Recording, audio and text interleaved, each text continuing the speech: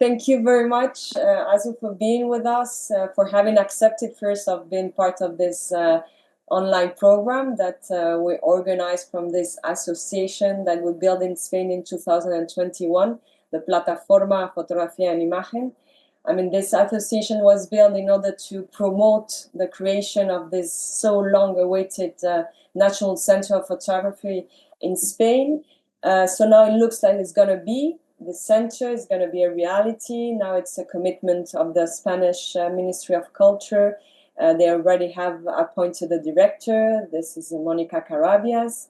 But from the association, we're still working. We're still building this diverse community. And so the last 2 years, we have really worked hard in order to design and to create the first virtual photography portal, so a website that for us is very important because it is conceived to bring together as many agents as possible from very different fields that contributes to the development, to dissemination, and the preservation of photography in our country. And so in this context, and hence this online program, we think that it is very important for a Spanish audience, for a Latin American audience also, to hear and to give visibility for what we consider essential voices from the photography field, from very different parts of the world. And so from our Plataforma, we really wish to take the pulse of photography today and to reflect on the role of this medium nowadays. And what better way for us, I mean, we think, to engage with really leading international figures of photography, as you're one of them. And so to listen to you and to all your knowledge in order to share with us your experience. So in order to present to you, to our wide audience, I mean, you're an internationally renowned curator whose work mainly, but I mean, I suppose you're gonna explain to us much more about your all the different works you have done, but you explored these new models of engagement, and I think this is really the key point about what you're doing. You're a founder and director of the African Artists Foundation that is based in Lagos, in Nigeria, and you're also the director of the LagosPhoto Festival, that is an international photography festival that is also in Lagos. You're a publisher of Art-Based Africa, so a virtual platform that is dedicated to discover and to learn about contemporary art from the Africa and the diaspora. And your main core of work is this idea of reinvention of the museum, of a civic space for public engagement. And for us, this is something I think very important. So I'm sure you're going to explain to us much wider what it means to you, this idea of civic space nowadays. And so we give you the voice today, and this is in this platform in order, to give us your incredible ideas of what you have done, already achieved, and also what you think are the challenges of this medium that is, that make us this community of circulation of idea and of knowledge. So I'll let you speak, Azu, and thank you so much for being with us this morning. Thank you so much, Sandra. This is really an exciting opportunity to share some of my ideas.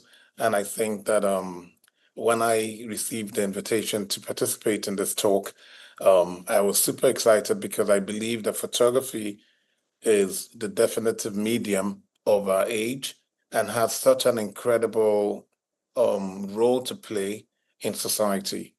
And it has always played that role. The unfortunate thing about the medium of photography and lens-based media in contemporary art is that over the last 2 decades, I'd say, the world of contemporary art has been dominated by economy, by money, by trade, by exchange, by extraction and extractivism, rather than what it can actually do to bring people together to engage. So, and I remember at the start of,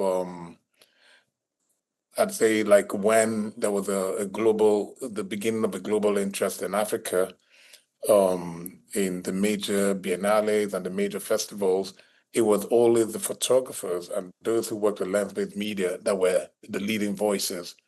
And that's because photography has the power of capturing the artifacts of our time. It informs, and when it's done well, it doesn't have to illustrate. It moves beyond illustrating and informing what we're doing in our time. And that's what contemporary art is about, making us feel and engage with the reality of our times in a poetic way, if you like. And so I wanted to sort of go back to the basis with this talk to sort of think about how photography can be dynamic, how photography is not a flat two-dimensional medium that people think of it, because everyone always thinks about collecting and the market, the primary market, the secondary market, but it's beyond that. It has such a powerful role beyond what we call in the market. So I'm just going to start with going through the presentation that I shared with you. And I understand that we have 15 minutes. I'm going to be on time. So a little bit about African Artist Foundation. This is a space that we have in Lagos, a photo of an event that we have outside of the foundation. We have spoken word events, performance. A lot of these things are mediated or emanate from the primary medium of photography, even at the foundation. So that's just a quick photo about the foundation. This is the space. And I really want to speak about the role of photography in tracing memory and shaping the future, from field work to framework. And the idea of photography as a medium that really archives our time. And so when you think about photography, you don't really think immediately about museums. People tend to think about the way photography is consumed. But I want to present a new way of thinking about photography and thinking about it as the medium that best archives and artifacts our time. So over the last, I'd say 10 years, the big conversation in museology in relation to majority world people have been dominated by the conversation around restitution. And restitution becomes this conversation that happens at a very high level between governments.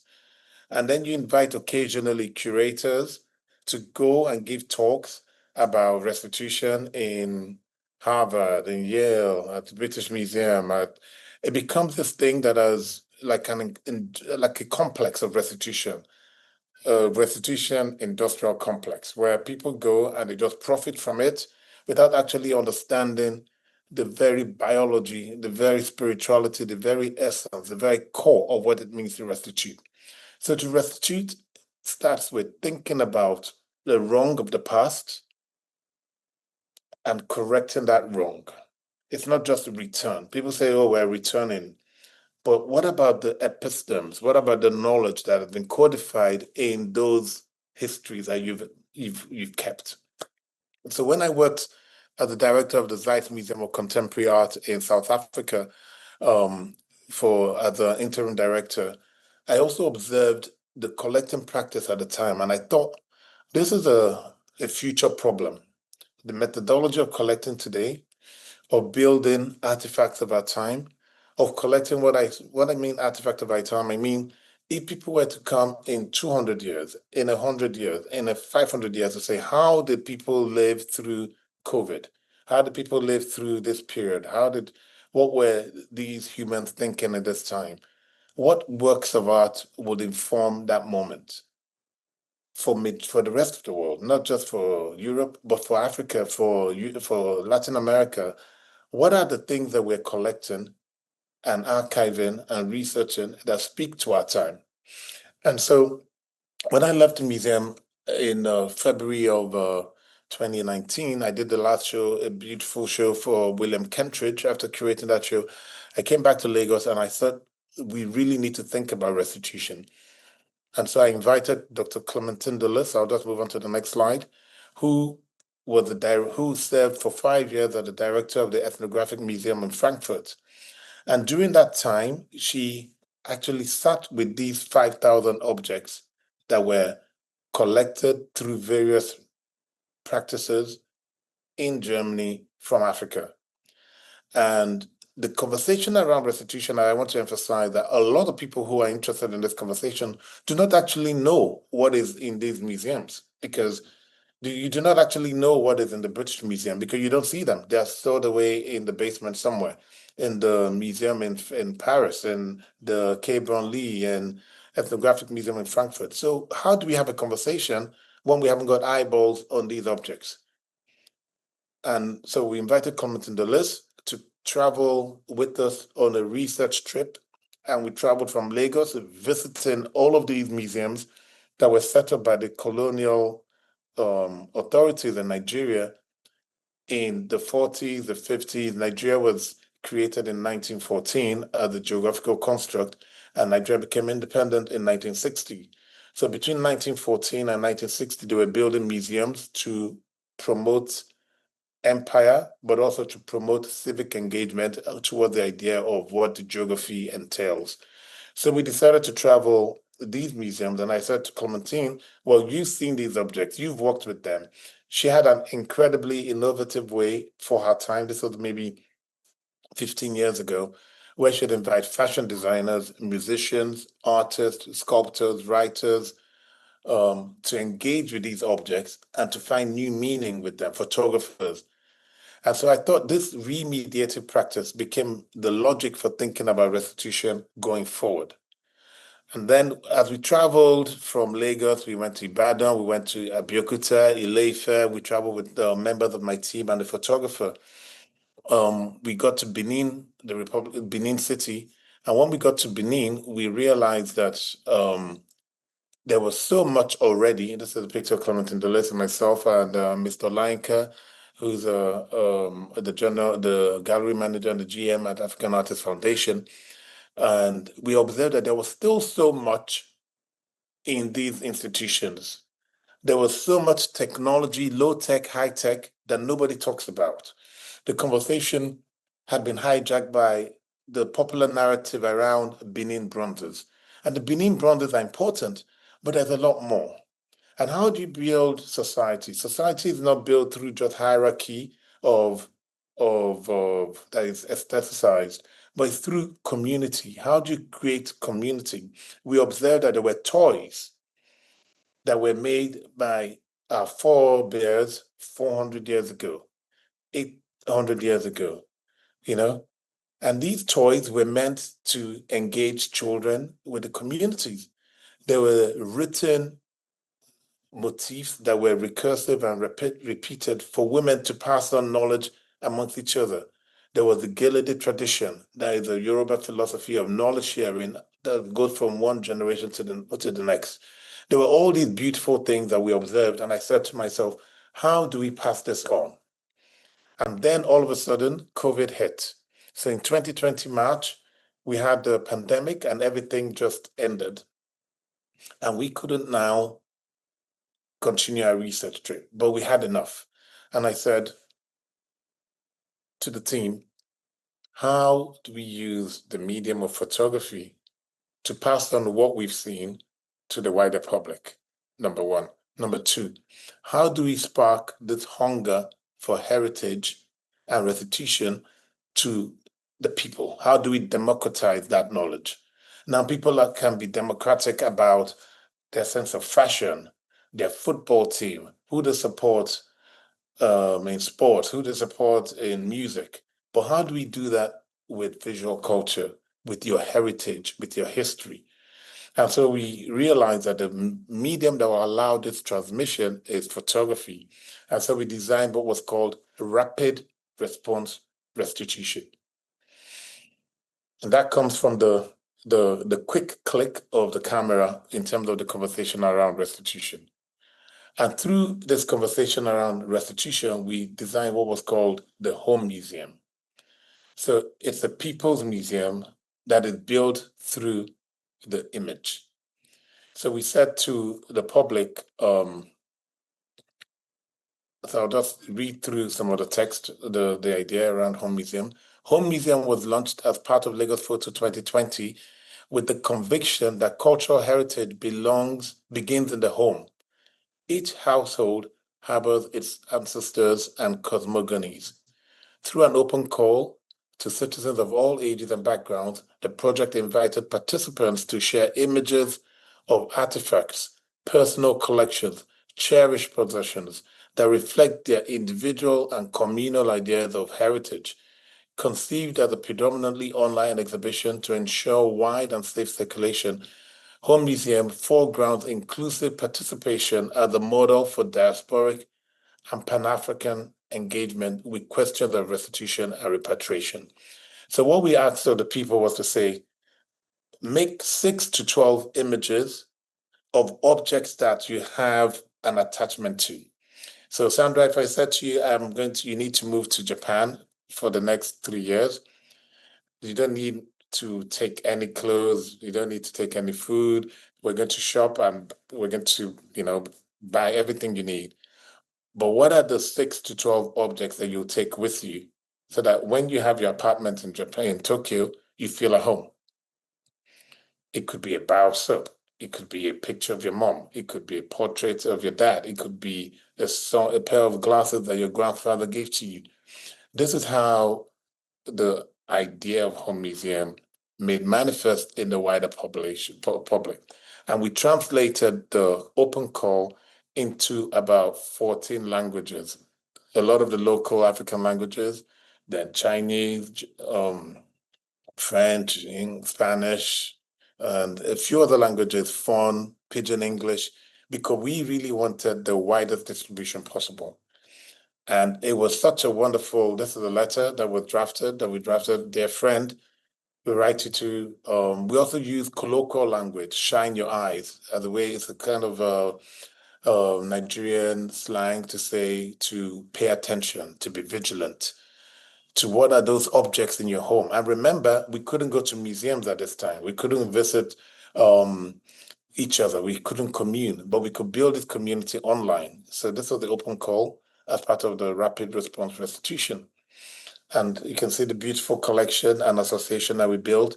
And the other thing about the home museum that was quite important to emphasize was the website was built by a collective that was based in Frankfurt called the Birds of Knowledge. And this collective is a group of students who are from all over the world, from Kenya, from Korea, from the Netherlands, from Germany. It was a diverse group of people who took this project and really ran with it. A few objects, there were associations from the collection.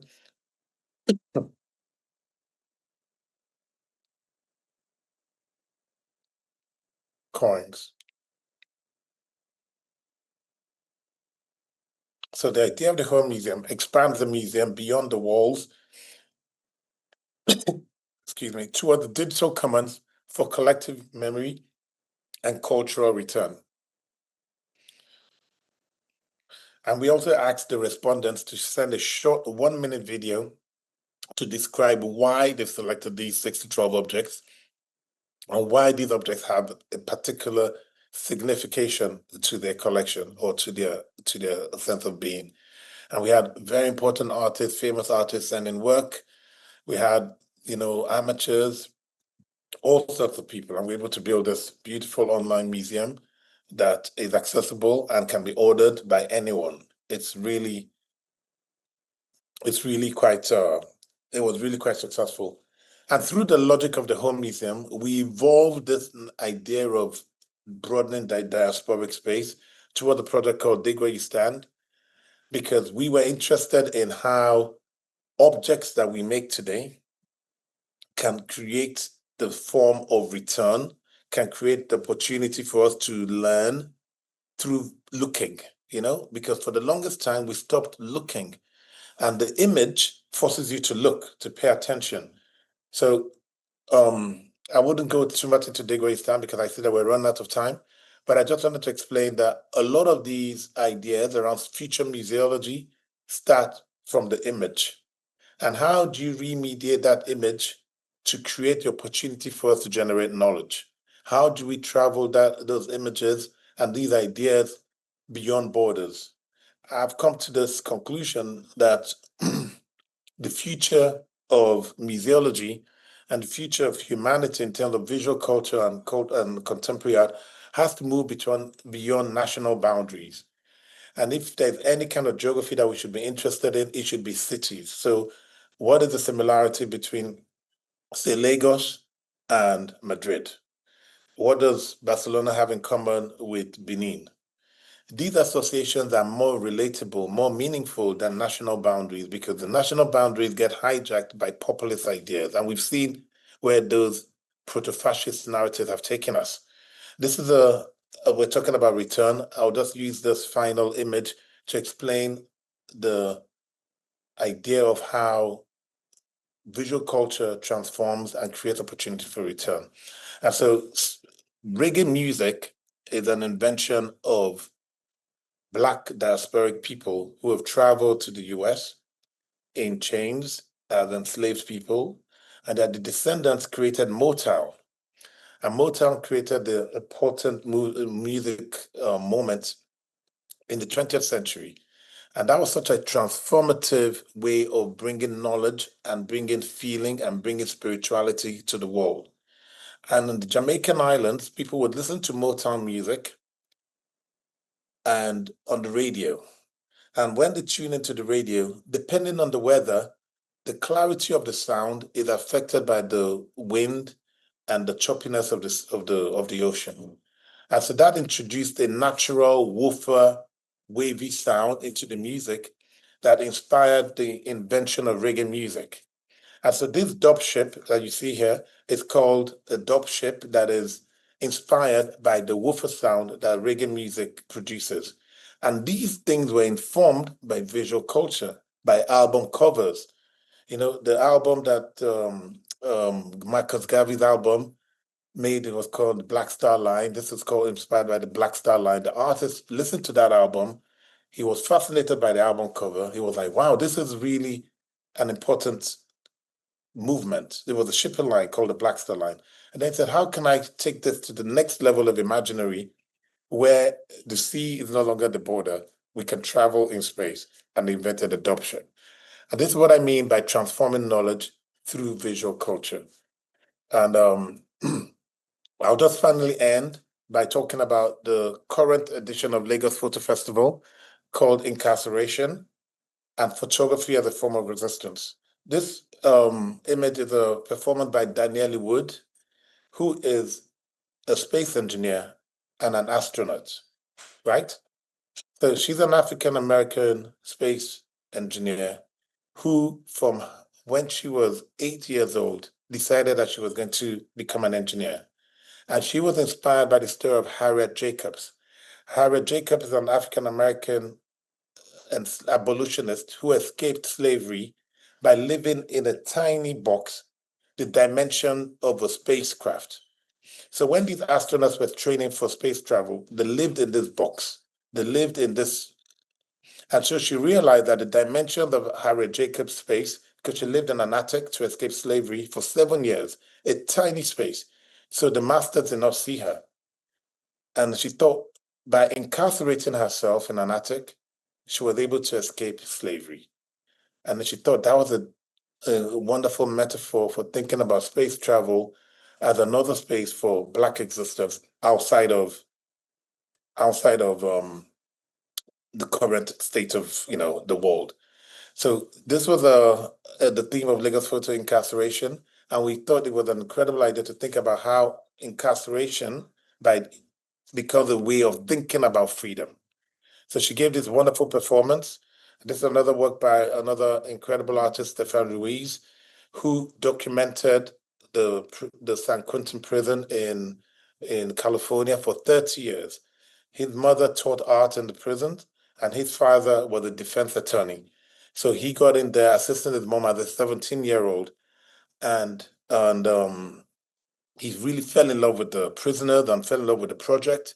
And it became this lifelong obsession, working in the same prison and understanding how in the land of the free and the brave, one country in America is responsible for 23% of globally incarcerated people. So this is what photography can do. It can spark conversation. It can illustrate, but it can also present these ideas in a poetic way. So thinking about these two dipolar works that come from different, one comes from performance, one comes from long form documentary storytelling.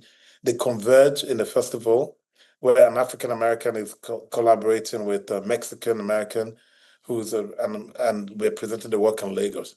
This is what I love about photography, because it's about our common humanity and how we can share these histories together, and how we can also think about maybe not solutions, but think about possibilities to create change. So thank you, and I hope you got something from the conversation, and I'm open to questions about this brief presentation, Sandra. So thank you so much. As I mean, it's always a pleasure to listen to you in order like to really feel the power of poetics that you have mentioned a few times in your presentation. You know, I think in the days that we live in, you know, to think about the power what poetics can bring, and as you have pointed in your presentation, what image and photography can be one of this tool of creating this new poetry that we needed as human beings in order to be more connected and to fulfill this idea of community that for sure you've been fighting and working in for so long, from Lagos all around the world, because it's as you say, you know, and I think this is why we wanted to have your voice today, the idea of not restricting, not being only, you know, about a part of the country, a part of the geography in the world, but the idea of if we work with this tool of image and photography, we're always talking about a tool that is talking about, as you say, democratization, about circulation of knowledge, circulation of stories, circulation of everything. And this is what you try, I think, very beautifully, because you also do something that I think is very important, and I would like you perhaps to go a little bit deeper on that, but like how you cross all the different languages and disciplines, and you have perfectly, you know, pointed in what you're doing in Lagos in the festival now, like a performance and a photography, a documentary. I mean, all these different languages finally will bring the possibility of building, of engaging differently in our world, because I do think that photography has this capacity, you know, of broader the frontiers, and not just like, you know, keeping us in these small little words that are fragmented, but at the end just like deconstruct all this, you know, and bring us in the necessity of being much more connected, in fact, you know. And this incredible tool is making people connected, but we need also the knowledge of how it connects us. And so that's why I mean the different initiatives that you have bring together, I think they go into this direction of creating community, not creating, you know, a closed community. This could be perhaps one of the dangers, you know, that us as a platform, we want to be there in order, like for perhaps in this new center that is going to be in Spain. We don't want it to be, and we fight it in order for that it is being a center and not a museum. We don't want it to be something that is closed. We don't want it to be centralized. We want really to be a network about what has been done all around the geography of Spain and beyond. And that's why your voice is so important in this part of like how to bring new meanings, you know, through this incredible medium that is photography and contemporary image. Well, thank you so much, Sandra, for your kind words. I'll use two projects to illustrate a little bit about what I believe is the confluence of ideas. Today, the average person on the phone in society has a mobile phone, and today the average person has seen more images than the generation before us by maybe 6 times more or 7 times more at each stage of their lives, and it keeps progressing geometrically. So it does not mean that they're more visually literate. It just means that they're seeing a lot more. Now, how do we make them more visually literate? How do we understand the typologies that are inherent in the medium so that people can understand how they're being shuffled into certain rooms that they're not aware of? There's a project that perhaps I should have, spoken about very briefly in my presentation that really relates to the home museum, rapid response restitution, and my work in how photography creates opportunities for connection. So immediately after the home museum was launched, the year after, I received a message from Ana Briongos, who's a Spanish Catalan writer whose mother lived in the 70s with a Nigerian, close to a Nigerian artist who was studying photography and fine art at the Escuela Massana in Barcelona, a very prestigious school in the 60s for fine art. And this Nigerian artist was there living and studying in Spain. And he made friends with Ana Briongos' mother. And he left a suitcase with Ana Briongos. And in this suitcase, and he moved to the UK because he had family in the UK in London. And he said, look, I'll be back soon to pick it up. And he never came back.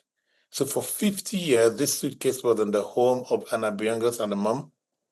And they had no way of finding this Nigerian Prince Adewale Oyenuga. And so she wrote to me to say, Azu, I love your home museum project. I've seen what you're doing with it, and I'm interested in returning this suitcase. It's a restitutive gesture. We had a very good bond with this Nigerian artist who was studying in Spain, and we want to return this suitcase to his family or to him if he's still alive. My mom told me to do this as a dying wish when she lived to be 99. So I feel the burden. So again, this was during COVID, so I couldn't go there. So I called up Maurice Noimola, who's teacher in Barcelona, and he went to Spain. He went to Ana Briongos' home, and he was like amazed to see the archive. Beautiful photographs, beautiful letters, lots of drawings that really gives us a snapshot of what the correspondence between Nigeria and diaspora was like over that period when he was in Spain. And this was a very significant period, the period of the Civil War, the Nigeria Civil War, which today, by the way, nobody talks about. Yeah. Because it's one of those things that people want to pretend like it never happened. But the correspondence between him and his relatives back home and the intervention he'd make on the photograph. So he'll look at a photograph and he'll make a cross over someone who's passed on. And these things became such an incredible way of understanding that very particular history. And this is through photography. And then eventually, long story short, we eventually found the family. The prince had died, but his mom was alive and his children were alive. And we returned and repatriated the suitcase in a wonderful ceremony at the Spanish consulate in Lagos, Nigeria. And it was beautiful. Again, this is what the image can do. The photo you see in front of you is how certain cultures in Nigeria deal with grief, deal with transition, and deal with death. Again, this is vernacular photography. So in Nigeria and in Ghana, when people pass on, they make these posters and they communicate the feeling where the kind of Photoshop effect that is very typical and aestheticized. There's also the design of the poster that has a lot of text and image and very kind of loaded with a lot of cliches, but it works, right? And it becomes this beautiful thing that they create to sometimes celebrate the passing or to mourn the loss of a loved one. So these two artists collaborated to work with the image to create these beautiful light boxes. And there's a sound piece that you cannot hear that goes with it that really was composed by the artist to allow these images come to life. Because the language that they use when people pass on is transition to glory. It's a way of saying that they're still with us, but they're not with us. It's capturing themselves through presence. And I believe that this is what the image does, always capturing something that is in transition, or is about to move, or is about to fly like a bird, or is about to change form. We're trying to capture that. And that's what photography does. And I think this is a wonderful way to just think about the medium and the magic of the medium of photography, how it allows us to engage with reality, to engage with history, to engage with loss, with tragedy, to engage, period. Have to stop being classicist in the way we think about art. We also have to understand that art goes beyond collecting and collections that, with the wealthy. It's vital for our existence, it's vital for our survival, it's vital for our humanity. And the more we embrace the benefits of, really truly tuning into our common humanity and feeling and being empathetic and being compassionate, then we have a chance to survive as a species.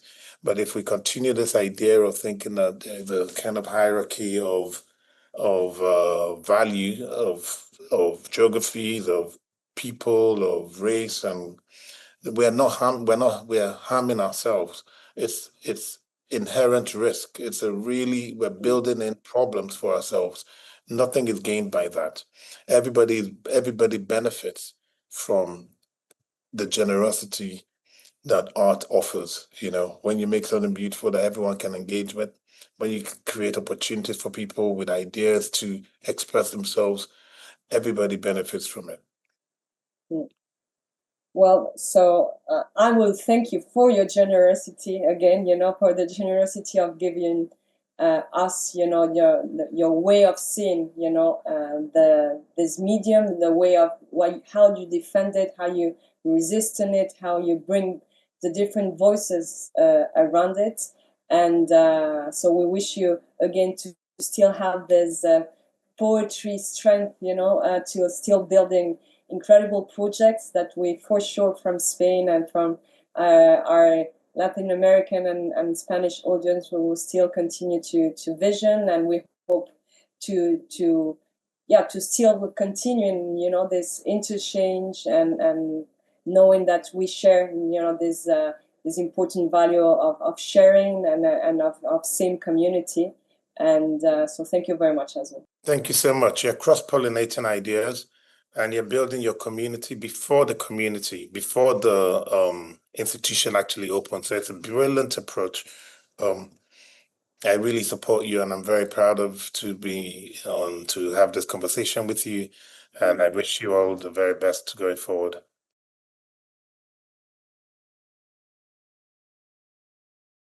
Hello, everyone.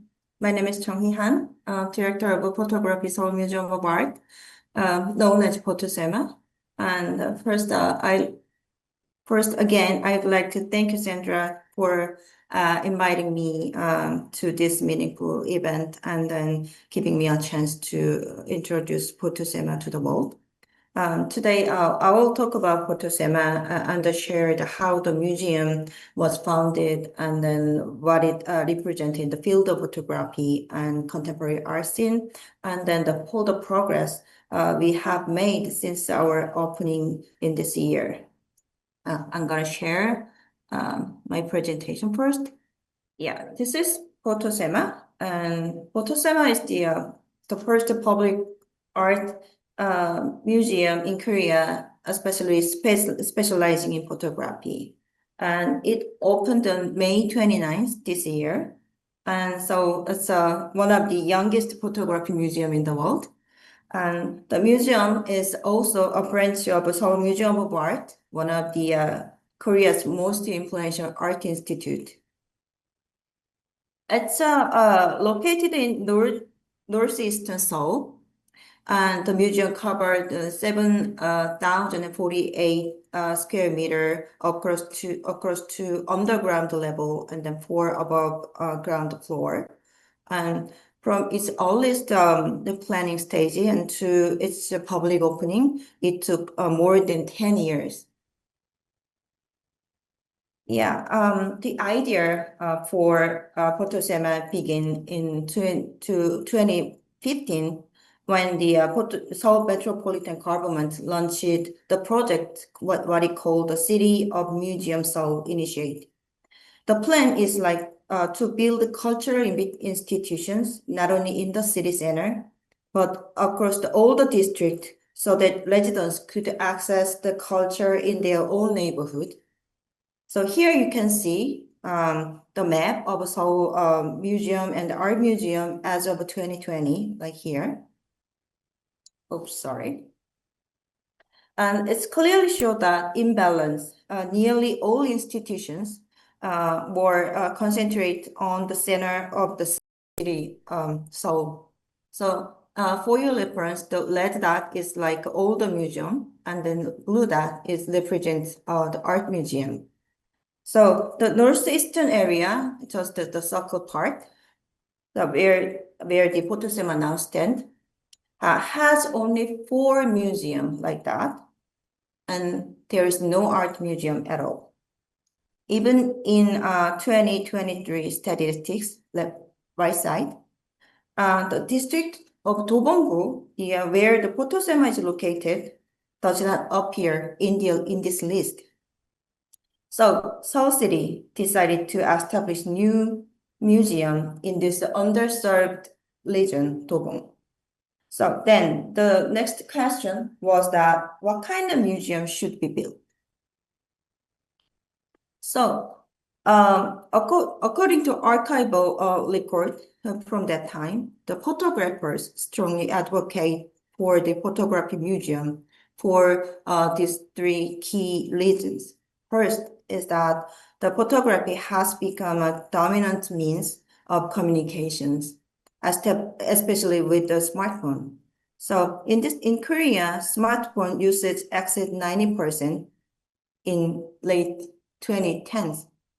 And then more than 90% of users take photographs daily using their smartphone. And also, second, the photography continued to reshape the modern and contemporary art and a broader field of visual culture.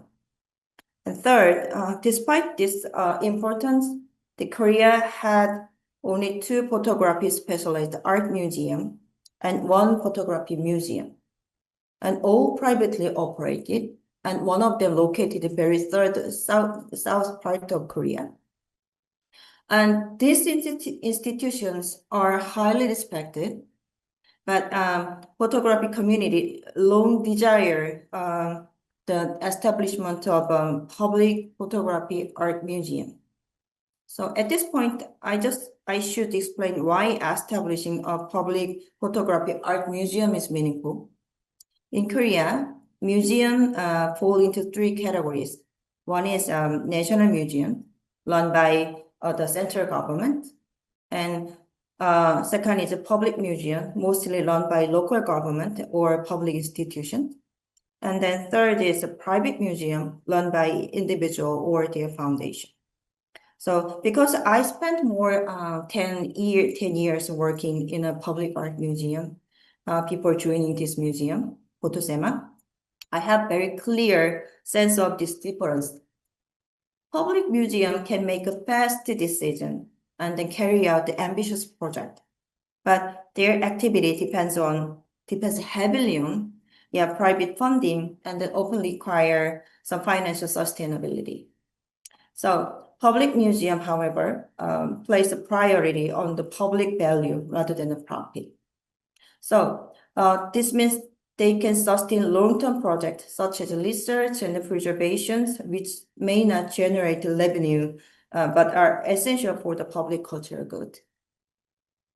So the photography community believe that a public institution is truly needed, and that should be able to carry out other essential public functions continuously and independently. So this belief eventually led to the proposal for a public photography art museum in Seoul. So this is kind of how we make a process to build this museum, because it took like more than 10 years. So after many photographers just said that a public photography art museum is needed, so the Seoul City government, metropolitan government, decide that let's make photography museum in northeastern area, Dobong.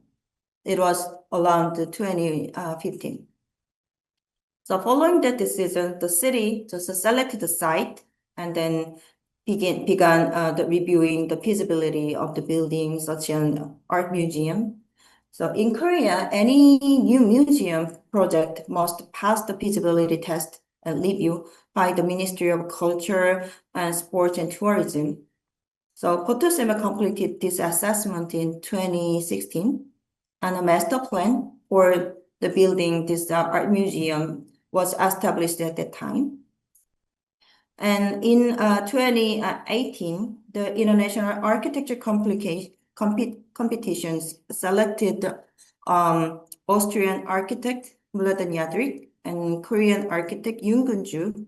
So the city also launched the major research project to define the museum's collection strategies.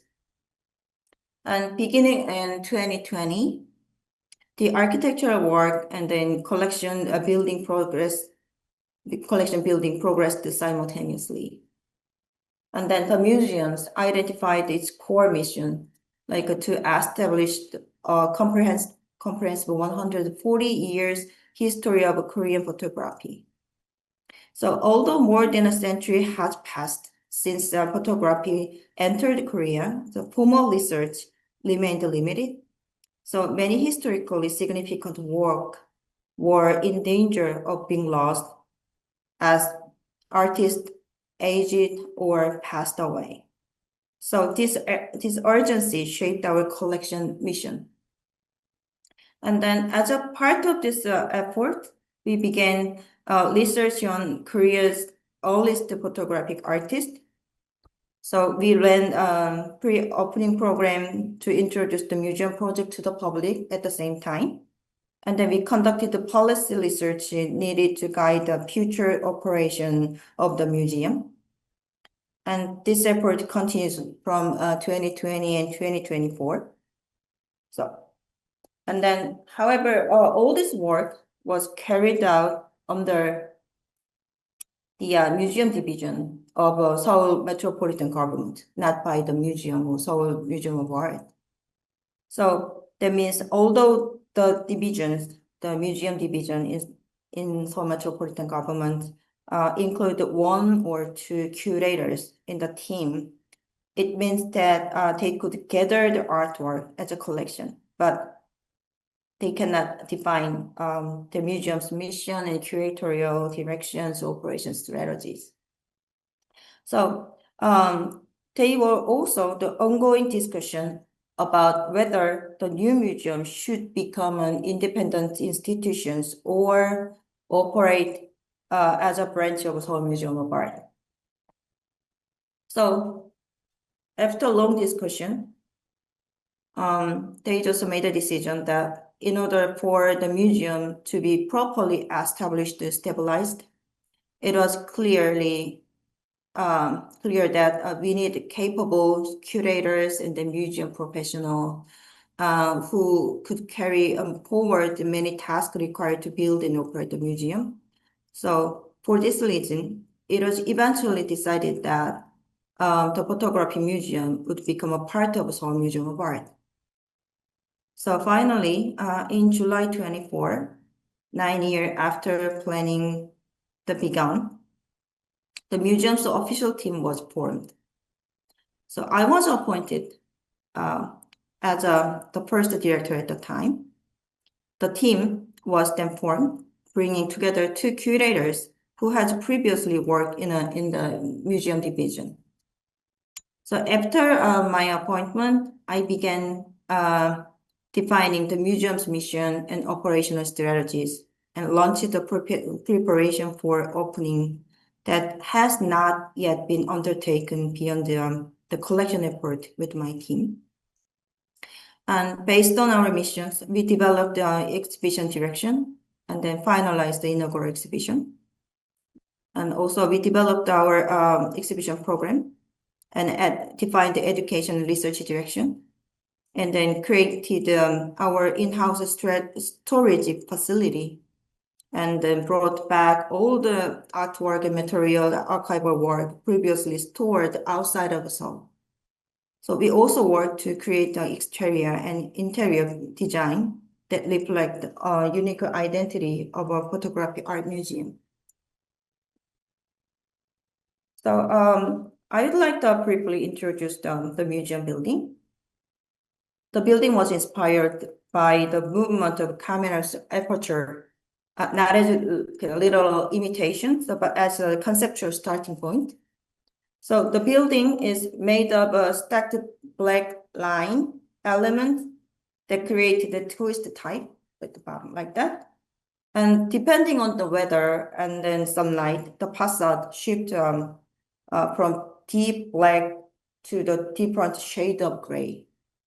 And then it's the architecture way of showing how photography captured the light and the time. So the architect also lifted the base like slightly and to form the open public space and suited for the civic museum. And then next to us, the SeMA, there is like oval shaped AI science museum. So the twist at the base of our hexagonal building help to harmonize the forms of two structures. And this is the interior of our museum SeMA. So you can see there's some photos here. And the left side is our lobby. And it's a 10-meter high lobby. Just the galleries on the second and third floor. And each of the gallery has a ceiling height like from the 4 meter and the 5 meter. And the key color in the inside the building are black, white, and gray. So this neutral palette allow us to display the photograph of any color tone and any size. The second floor, as you can see the second left photos, there is no 9-degree walls because of the curved facade, like the perfect space. So it's a perfect space for the experimental contemporary photographic art. And third floor, we have a very traditional white cube gallery. So fourth floor include classroom, like the like the left one, you can see the orange colored classroom here. This is our classroom. So it's located in the fourth floor. So fourth floor include the classroom and a dark room and the photo library and a small sunken garden. So this space allows visitors to rest after viewing exhibition and experience photography through books and programs. You can also see the museum's furniture in these photos. The furniture was designed together with a professional designer. It adds like energy to museum's neutral color and then let visitors experience photography in new and different way. And the furniture was inspired by the element of photography like a frame and aperture. Because of this design choice, so visitors can experience photography in multiple forms from the moment they enter the museum and then like until the moment they leave. So from this moment on, I'd like to move on the content of our museum, and then I'm gonna begin with its collection. So one of the museum's most important tasks during the preparation stage was establishing the clear collection direction. So we conducted extensive research on Korean photography history, including the major event and the key photographers, as well as studying the photography collections held by major art museum in Korea. This is one of the charts of that. So this chart you see here shows the result of this research. So we just published the result of our collection research. So it's like this thick books like that. Through this research, we just established the core principle for the museum's collection of collecting philosophy like to acquire work that plays a decisive role in the history of Korean photography. And based on that, we set a more detailed direction. So, for example, the collection should include the material that support the museum's research and exhibition and education and publication. And it should also include the signature work and research that represent the museum's identity. And in addition, because the Seoul Museum of Art already hold a collection of contemporary photographic work, especially those from the late 1990s onward. So we decided that the photography museum would complement that collection by acquiring works and material that cover earlier period as well. So allowing us, like including SeMA and SeMA, to build the collection that spans all the era. So using this principle, we identified 2016 photographers who were active from the 1920s into the early 2000s. And then based on the list, we just proceed our collecting activity. As a result, we acquire approximately 21,000 works and material. And I just put some photos as an example like this.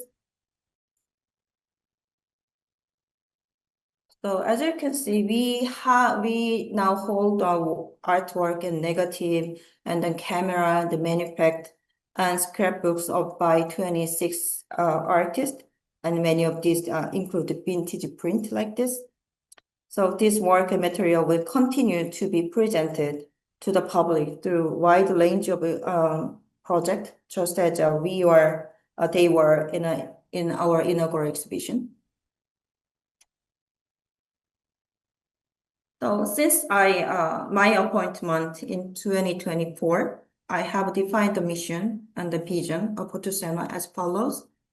So I just think that SeMA should be the place that explores its artistic value and cultural impact as one of the most influential media in contemporary society, because we are one of the branch of Seoul Museum of Art. So we are not just the museum, we are one of the art museum.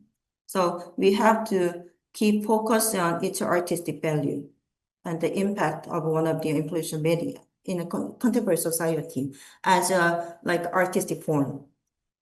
And also, I think we had to foster some kind of a dialogue engagement along the creators and audience of visual culture in Korea beyond through our exhibition and the program.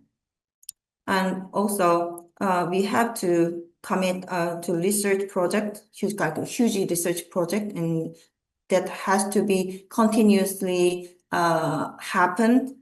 And then we have to focus on the past and present and the future of photography. And also we have to keep going to collect and preserve related work and archival material. This is our mission. So with this mission in mind, I think Korean SeMA aims to become a place where people of all background and interest can encounter photography and understand that and talk about it, and they connect with one another through it. This is our vision. So based on the mission and vision, I just set up the operation direction like this. It's quite many. So we SeMA plan to present exhibition and program that highlight the creativity of photography. And then in particular, the museum aim to offer new and creative and experimental exhibition, ranging from classical photography to contemporary photographic practice. And also, the education programs are designed to help visitors enjoy photography and understand it more deeply and discover new perspective. Through this program, visitors can experience the challenges and creativity and sharing and collaboration all through the medium of photography. And the museum also intends to continuously identify and collaborate with the talented artwork and curators, educators, researchers, and creating opportunity for those who love photography to develop and express their ability with this space. And in addition, the museum will carry out ongoing research that contribute to establishing the history of Korean photography and fostering discourse on its history of museum. And even we just shared on the future of the museum in this like AI-centered era. And so for the key strategy is to collect and preserve and study and to share the important work. This is our operation direction. So November now marked the 6 months since the museum's opened. So during that time, we have already welcomed more than 180,000 visitors through our two inaugural exhibition and a series of a special lobby project and the education program and the photo library. So our museum includes not only the Korean public, but also the professionals from photography institutions across the world. So through these exchanges, so we are preparing like international collaboration that will unfold the year after. So we have also completed the midterm exhibition and program planning for the next 3 years, along with the long-term operational strategies. So going forward, we'll continue to develop SeMA from the visitor center's perspective, offering a space where everyone who loves photography can share their story and creativity. This is everything I prepared for today. Yeah, thank you very much for your attention. Thank you. Thank you so much. Really, it's really, I mean, enthusiastic to see, all the incredible work that you have already achieved. I mean, only in 6 months of the opening, but as you perfectly has explained, I mean, in order to have this incredible museum, you have needed at least this 10 years of working and also of having the knowledge of also an art museum being there. I mean, I think this is what gets, about these incredible results because of this long-term, development that gives the possibility of really thinking about the needs and the challenges and also the different elements required in order to really build something that has a sense in our contemporaneity and that has a sense of thinking about what the past has bring in order to really be a center, museum, an institution for the future.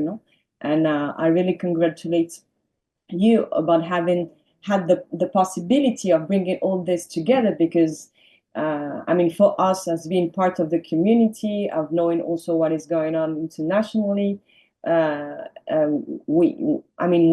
know that the needs of this diverse community has to have all these elements that you have pointed. I mean, the element of going back to the roots, I mean, to the preservation, to the collection, to the history of this medium, in order to preserve it and to pass the knowledge to new generation, and also to be absolutely aware about all the challenges and all the phases that you have described are absolutely in it, Yeah, so the first exhibition, what you did exactly, and what was it in the when you started the museum in May?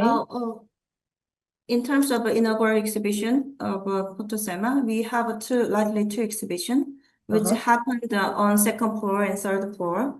Okay. So as I mentioned before, the second floor gallery has no 9-degree walls. It's very challenging to set up the the exhibition. So we just think that what kind of exhibition do we have to for the first time? So we made the decision that, okay, let's show the whole process and result of 10 years preparation of this museum. So Okay. second floor, we just have the show what it called the storage story.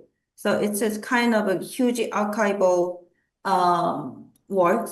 We just present the whole the archival work on the how to the whole the process to build this museum, like more than 4 and 5 years. So we just invited 6 contemporary photographers, and then ask them just to visit this construction site, and then just to make their own art pieces using photography based on their own experience of building this museum. So normally, from my experience, the museum or art museum just to show the whole the photos from the beginning and the end of the whole the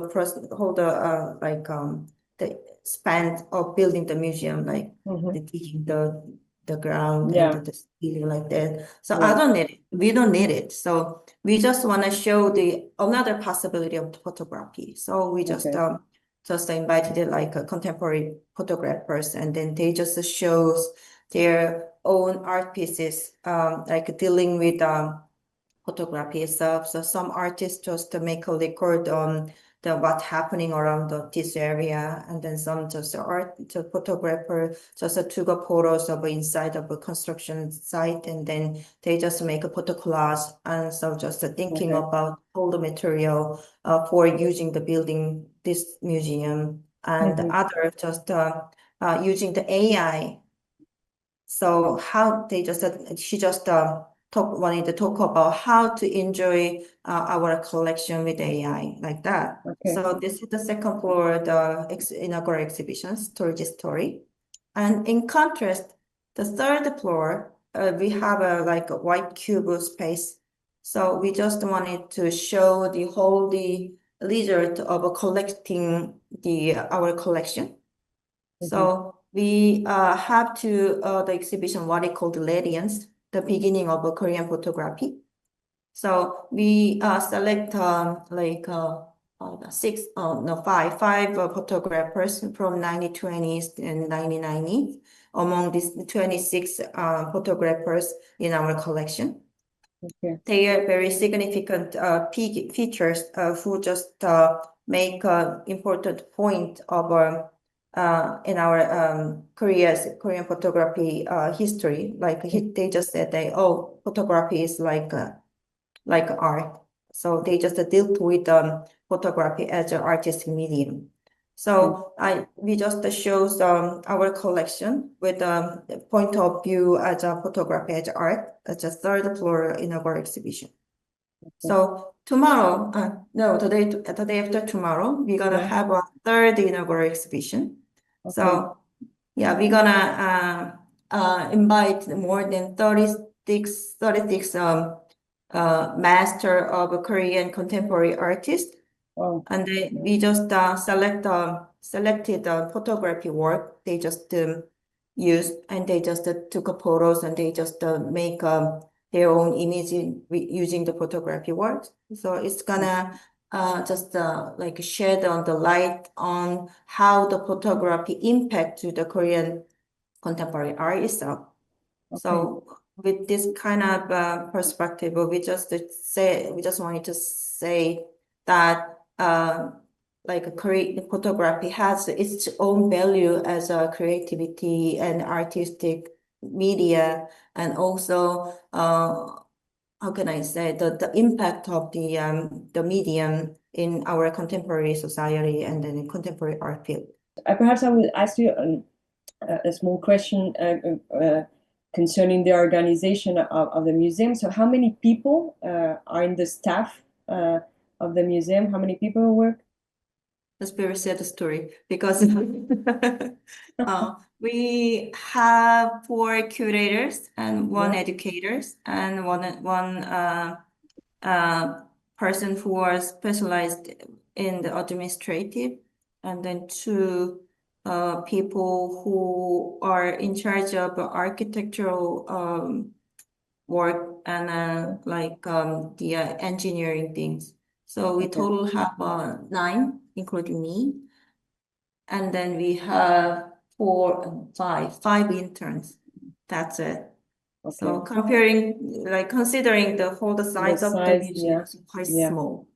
Yeah, because there's somebody like specialized in collection. I mean, like so it's people directly concerning about the collection, because this part is so huge work. And Oh, with yeah. that, you collaborate with different people from in order like to. Every task has done with the collaboration, because like 4 curators work as a specialist of a collection or PR, and then like what else? Like a librarian, and then visitor service at the same time. Even though they have to make their own exhibition and they have to conduct their own research, so we have to work at the same time, like simultaneously, so many things. So to complete their own work, we have to looking for right company or right person who or which we can collaborate with. Okay. Everything is Okay. collaboration. Yeah. If not, your life is in the museum. 24 hours of museum. Yeah. So yeah, so really thank you so much, I mean, for giving us the opportunity to discover this incredible museum. We really hope like we could keep, collaborating, as you know, that you have friends in Spain that are eager to establish important networks, and we think that, in our contemporary time, it's really important to be together, to exchange experience, and to find the ways in order like to collaborate. We work in a medium that it's all about collaboration, it's all about circulation, and so that's why our aim main is to still in that, to still circulate ideas, circulate efforts and networks and whatever you need.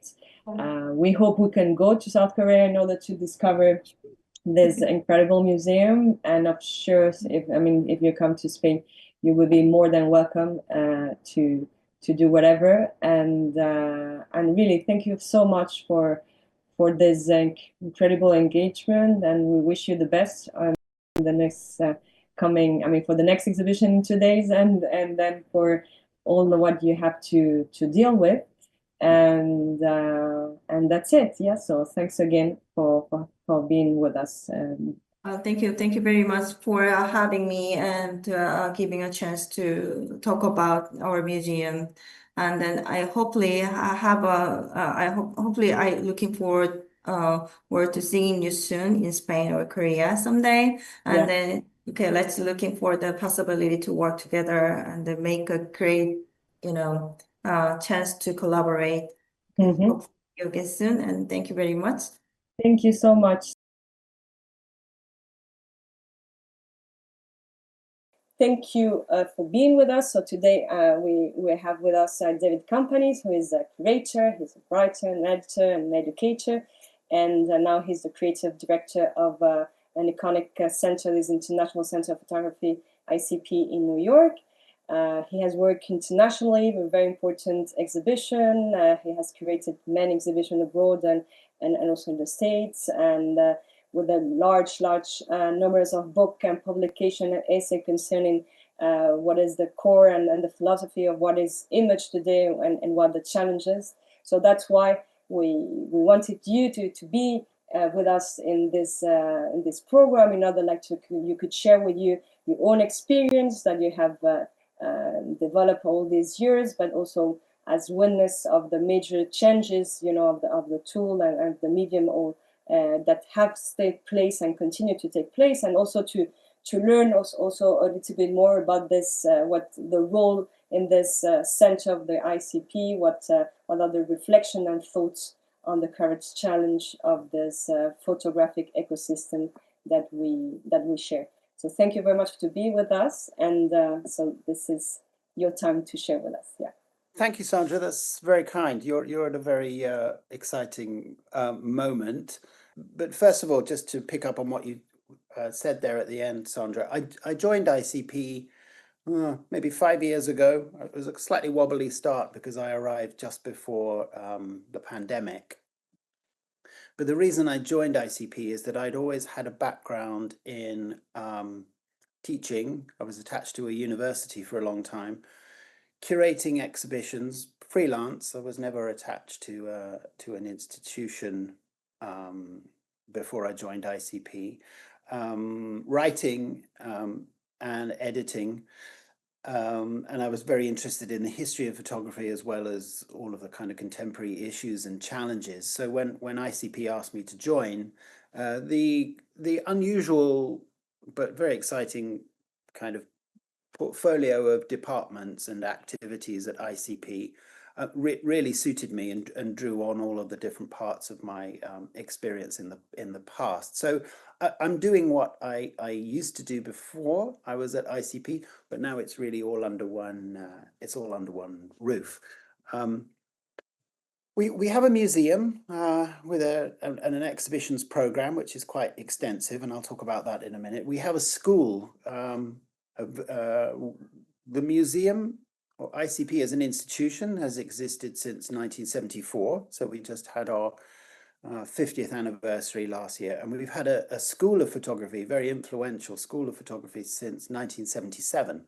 So nearly as long. And our museum and our school and also our library are all in the one building here on the Lower East Side.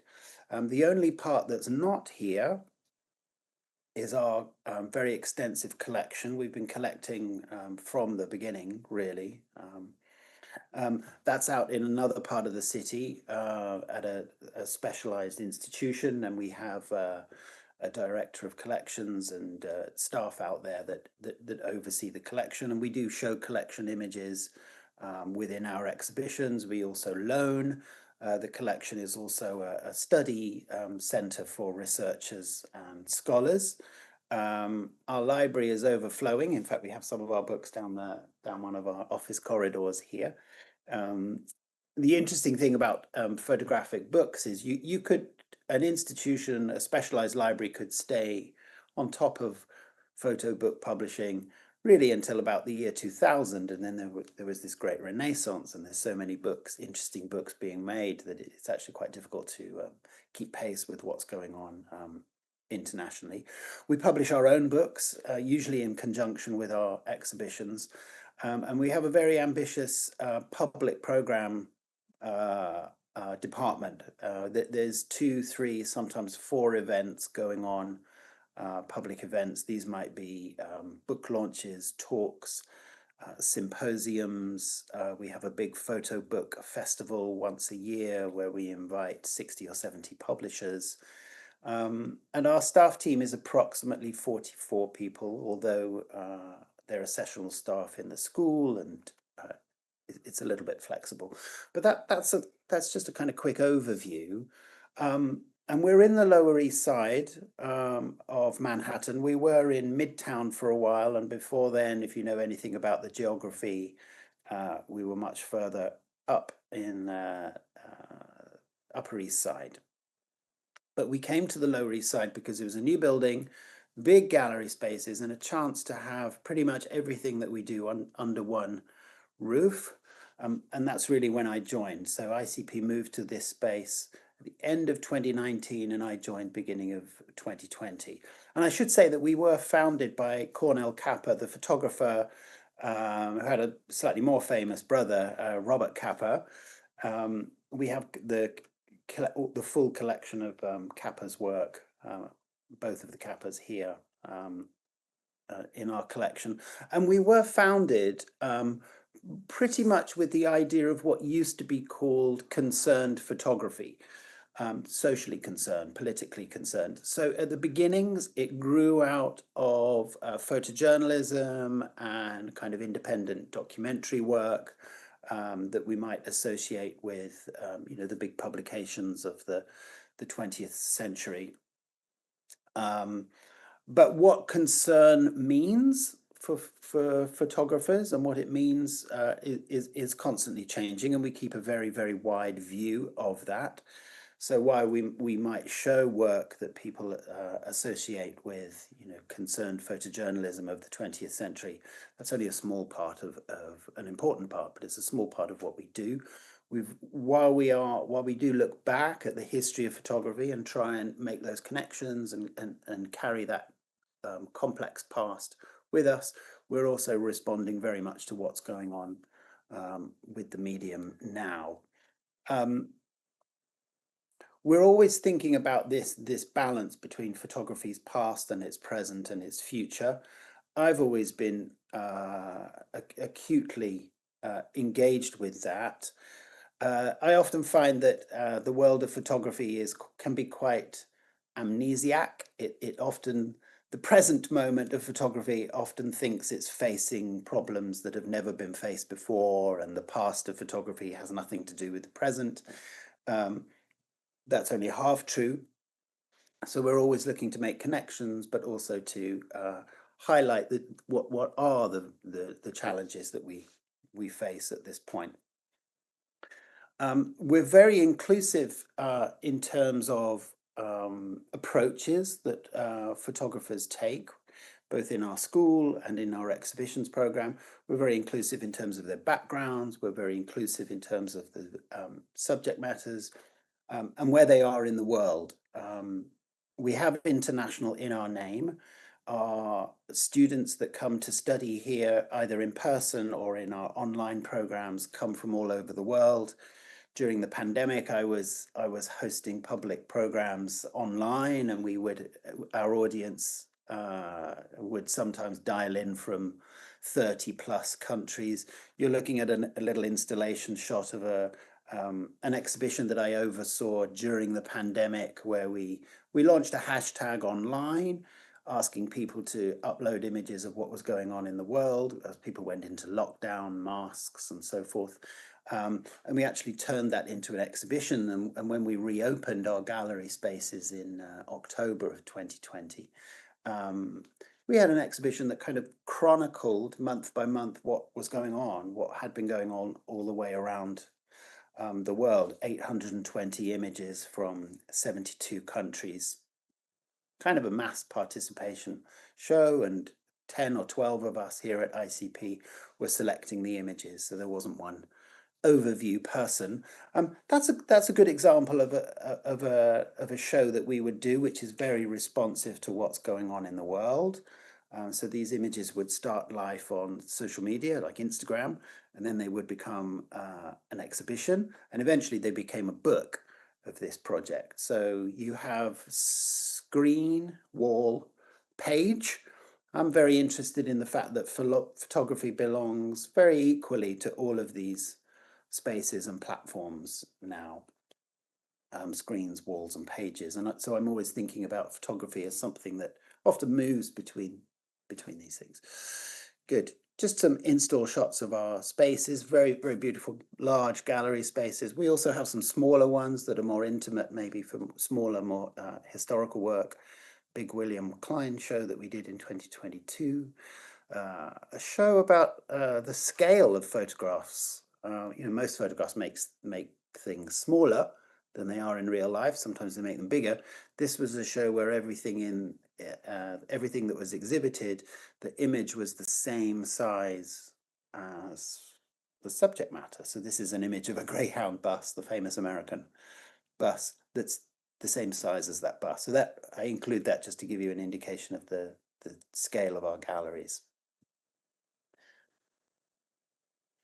We're always interested in the crossover between books and exhibitions. I mentioned this renaissance of photographic publishing, particularly in the 21st century, and that is always a challenge. How do you deal with the book form in the exhibition space? What about photographers who primarily make books that don't make exhibitions? These are questions we're thinking about all the time. So in any given year, there will always be some kind of exhibition that addresses this somehow, either curatorially, or maybe it's a a photographer or artist who's interested in this relation between the book form and the exhibition forms. This is Raymond Meeks, The Inhabitants, we showed in 2023. Handmade books, as well as objects made for the wall. Vasanta Yoganathan, his project Mystery Street, which works equally well as a book and an exhibition. Oh, a very, very large image there from the Edward Bertinsky show that we had earlier this year. Bertinsky is an interesting case, actually, because he has an audience that is not just a photo audience or an art audience. People come to his work that know him through ecological concerns or planetary concerns about industry and economics. So I never think of photography having a community or an audience. It's really a kind of jigsaw puzzle of very, very different pieces. And so while we're focused on photography, I'm very aware that there are all different kinds of communities and audiences, all of whom should feel that ICP is addressing them somehow. So in any given 3-year period in our exhibitions program, we will be looking at documentary and photojournalistic work, historical work, work that might be very issue-based, work that's more rooted in a kind of fine art traditions, archival, scientific, fashion, sociological. It's a big field, photography, and sometimes it's a juggle to kind of keep it all in there together. Just an example of some of our publications. Had a track record of making exhibitions that were either catalogues or were kind of parallel publications to our exhibitions. The interesting thing about, when you put on a show, it might be on for 12 weeks, I think is our average, something like that. We change our exhibitions 3 times a year. At any point, we can have maybe maximum of 4 shows. We have as well as our regular galleries, we have what we call an incubator space on our ground floor, our lobby floor, kind of emerging work or projects that are in development. But when an exhibition finishes, it's gone. It's just gone. I mean, every institution likes to take installation photographs, but books tend to last longer. That's why we all still want to make books.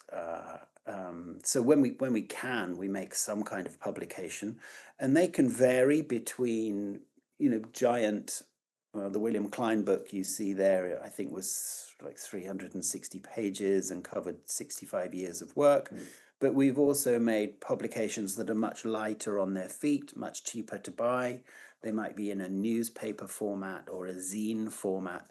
So we don't have a particular way of making shows. We don't have a particular way of making publications, trying to keep it all alive and experimental. Our audience engagement obviously is really important to us. We have a big social media following. We have things like audio guides. We have guided tours of the exhibitions. We bring in lots of school children to our spaces. We have someone on staff who's bilingual English-Spanish and does alternates between the two, which is really great for us. We've just actually, at the moment, we have a big Graciela Iturbide exhibition, and for the first time, all of the texts on the wall are in English and Spanish, and we're aiming to continue that in our programming more generally. We do have a big reach, and there's a whole kind of following that we have online.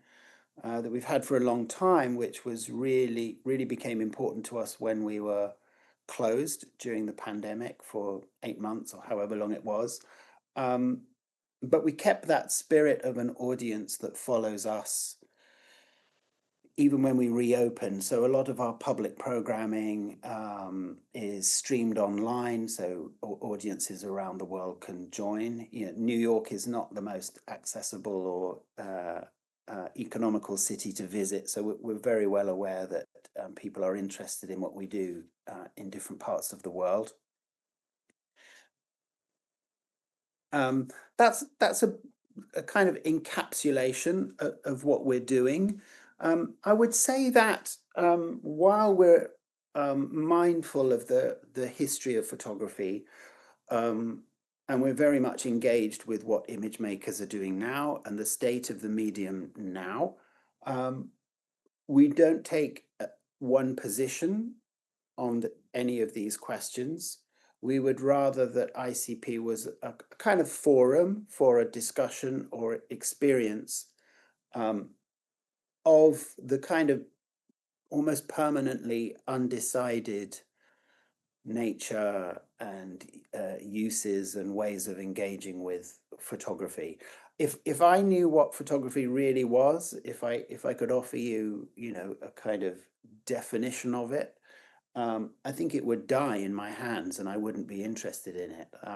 Everyone who works here relates to photography as a permanently open question.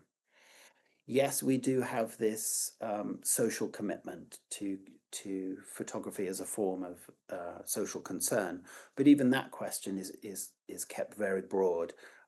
So that's really what keeps us alive and interested. The more time you spend with photography, the more you realize that it has never stayed the same. Its cultural role has always changed. Its technological forms have always changed. When a new technological form comes along, we tend to think that it was very stable before, but it never really was. And so we have audiences that might have been engaging with photography for several generations, but then we have school children that come in that have never seen a darkroom, that don't know what you know, a Polaroid might be, or a 35mm transparency. You know, they associate it with their phones. But we keep all of that in play all of the time, which is a lot. Great. That's my little presentation about ICP. So thank you very much, David. Really, thanks. I think it really gives a very good idea about why this center is still referenced, you know, worldwide in a sense, because as you say, I mean, you just say the last word you used, it was playing, you know, and also, so this idea of just like being in what is life, to play in life is also to resist under it. It's also to have the capacity of creating different things. And as you said, I mean, there's the definition of photo is like it's an open question all the time. And so finally, what I think it's very interesting of the ICP, and I'm very glad also that you could be, you know, with what all your background and what the things that you have given to our diverse community, because, you know, we have read so many of your books and your statements, and we have seen also your different proposals, and I think it's very interesting to have you in this center that is in this idea of mobility.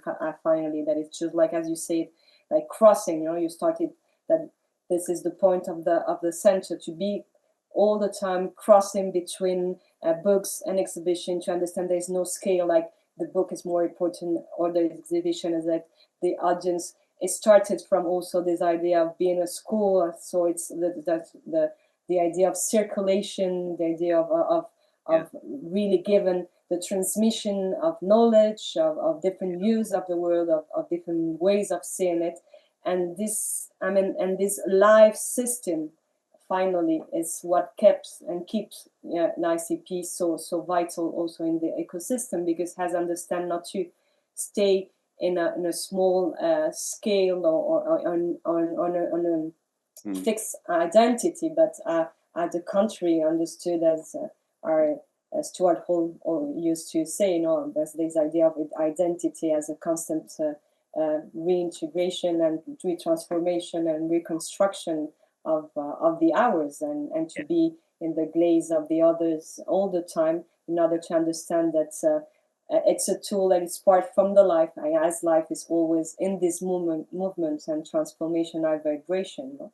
Yes. So yeah, I think it was very enlightening to see that you talk about the connections, about like being in connection. I think that all the people that we work in this small ecosystem, but we are in this idea of connecting gaze, connecting knowledge, connecting past, present, and communicating futures, and this idea of connection and crossing, and the idea of change is always there, and not to be aligned in a small and unique idea at the end.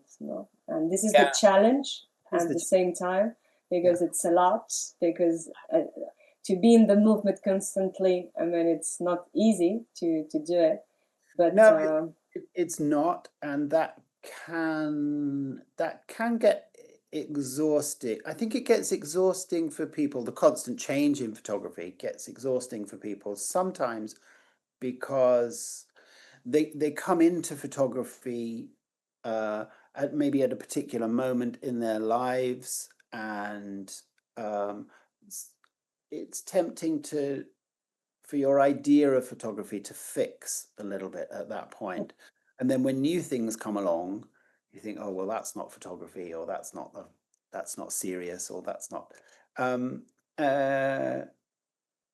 Personally, I never had that.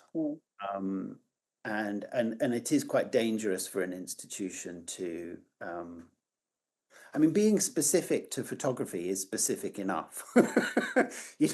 Within that, you don't have to have a particularly specific sense of what the medium is, or what its directions might be. It's better to keep those questions open, I think. Yeah, it can get exhausting, and sometimes when I'm talking to students, I suddenly realize the student might have a completely different idea of what photography is as a medium, how they relate to it as a form of expression or exchange or circulation, or I'm constantly surprised by that. So in a way, you have to be able to respond to what people see in it, and what people want from it, rather than what it is. Yeah, I think that perhaps what I suppose it's an important thing is that to think that there's I mean, from ICP we all know that there's the school, and so from the school, I mean, this already means, I mean, at least for me, something very important, that that the institution, the center is wanting to listen to what it's, to the new generation, what is coming from there, and not only just like given knowledge of whatever standards are educated. So yeah, I mean, I think that from this idea of the school, it also makes understand very well how the center works, and this constantly engaging, rereading, seeing finally, where the photography system is working, how it's working, how it has evolved, and all the challenges that still have to meet. It's true, and then even within teaching photography,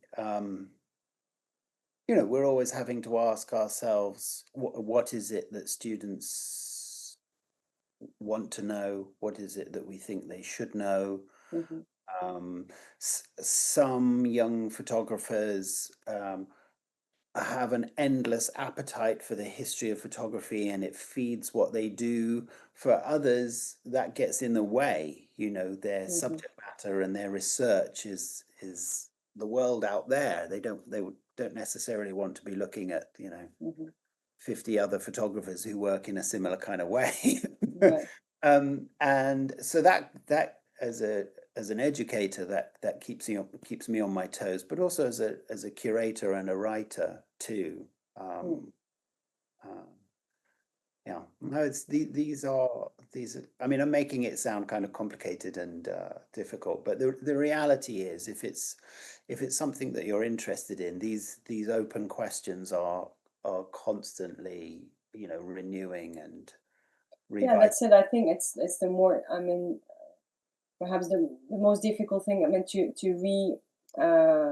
learn also that, you know, that things are transforming. Your knowledge is always evolving, and that perhaps we had, all of us, this sort of epiphany of what, you know, or books or knowledge that, you know, are have really had an impact in our lives in order, like, to open a certain way of doing what we do in our daily life. But from there, it's always, you know, we always enrich ourselves in order, like, you know, just going through different fields and different things that are coming out. And this is what it's also so incredible. There's medium about photography that it really can cross so many things and knowledge and elements, you know, that all this diversity come us to understand much better about the diversity and the complexity of life itself, in a sense, you know. No, it's very true. Also, I think there's something to be said for the fact that, on the whole, well, we're not a state institution, Mm-hmm. so we're a kind of a non-profit. But I think all photography institutions, and a lot of them were founded in the late 60s, early 70s, for reasons that are interesting, but can't go into now. So quite a lot of them have had their 50th birthday recently. Mm-hmm. They always have a bigger cultural presence than other like non-photographic institutions. There's something, we're always punching above our weight, as they say here. So we do a lot more. We just produce a lot more than a lot of comparative, let's say, contemporary art institutions. I have to say, on smaller budgets, it's always tight. When people think about ICP, you know, while we are stable and we're here, and we're not going anywhere, we're not going to disappear. It's always a challenge, you know, to kind of keep the funding in place and be able to do the things that we really want to do. But that's the case with photography institutions worldwide, actually. Absolutely, yeah. It's still in this side, little bit of the small, the small of the big family, you know, just like the little one of the big art family. Is still consider the black sheep, in a sense, or whatever that is, like. Also, I think people are surprised at often how expensive it is to stage an exhibition. Very well. Yeah, this is you know, if you're showing a painter, you contact the painter, and then he just, like, take his things from the studio. There might be different printing that you have to do for the show if it's a contemporary artist, and then there's framing, or, you know, all of these things. But I'm always moving between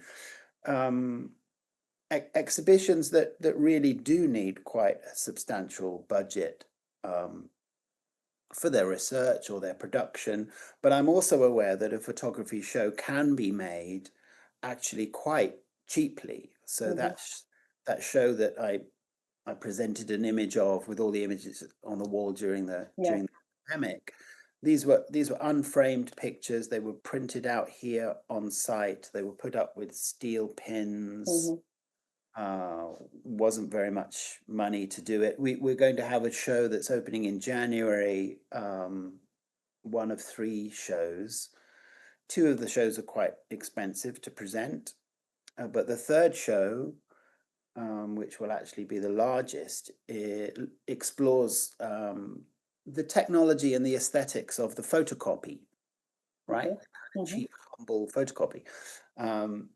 And I love the fact that, you know, we will have images on the wall that are, you know, canonical historical pictures have to be insured for a lot of money and taken care of in, museum conditions. Mm-hmm. Same time, there'll be a show of photocopying. That's photography.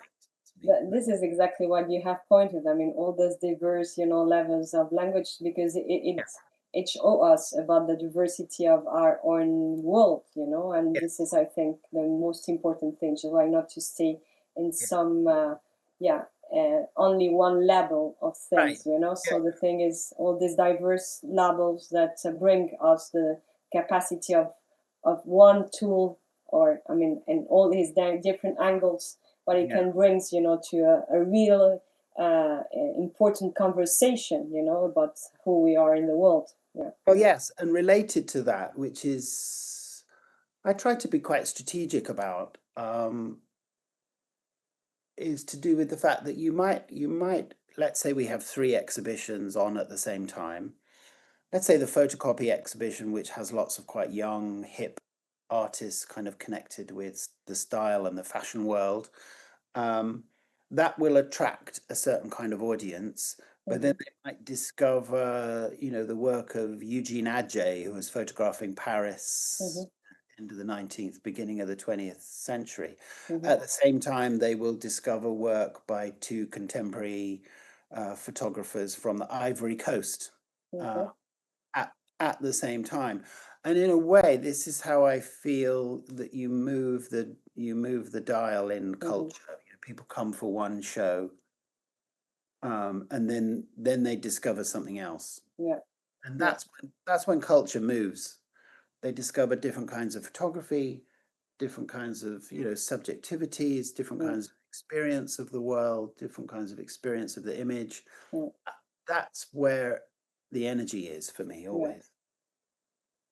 Yeah, so thank you very much. I think this is exactly, what we hope, I don't know if this center, but at least what we try to do from our platform, just like to bring this kind of network, that it will be in this experience, this multiplicity of experience, because we think that, nowadays perhaps the center as a national center or as a center as unity is not perhaps the main thing to do, but really to reinforce the network of so many initiatives, that all around, not only Spain, but that initiate also this dialogue as we did with you today, in order to always, enrich our experience and to really still be, curious and playful as kids, as you say, the idea of play.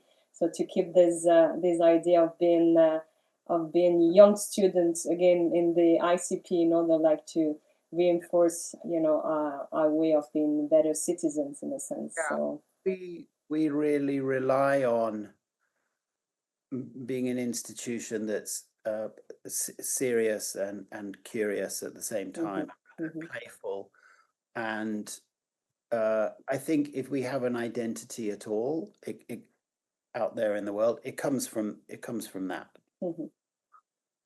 rather than having a particular attitude to photography, let's say. So thank you. Yeah, we hope that you keep this playful, spirit, in order to still bring in, new networks and exchanges. So you have friends here in Spain, like to be in contact with, and we'll still for sure have ICP as a reference. And now with you on this directive, So thank you very much, David. Yeah, my pleasure. Here's to future exchanges. Thanks so much. Yeah, thank you.